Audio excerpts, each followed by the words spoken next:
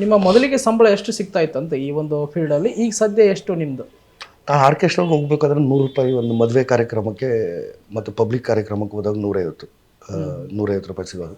ಆಮೇಲೆ posters, designing ಆ ಥರದ್ದೆಲ್ಲ ನಾಟಕದ ಫೀಲ್ಡಲ್ಲಿ ನಾಟಕ ಮಾಡಬೇಕಾದ್ರೆ ಒಂದು ಶೋಗೋಸ್ಕರ ₹300 ಸಿಗೋದು.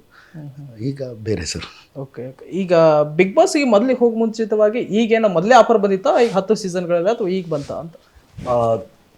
ಥರ್ಡ್ ಫೋರ್ತ್ ಸೀಸನಲ್ಲೇ ಬಂದಿತ್ತು ಸರ್. ಒಂದ್ಸಲ ಆಫರ್ ಬಂದಿತ್ತು. ಆವಾಗ ನಾನು ಸಿಕ್ಕಾಪಟ್ಟೆ ಸಿನಿಮಾಗಳಲ್ಲಿ ಬ್ಯುಸಿ ಇದ್ದೆ, ಈಗಲೂ ಬ್ಯುಸಿ ಇದ್ದೆ.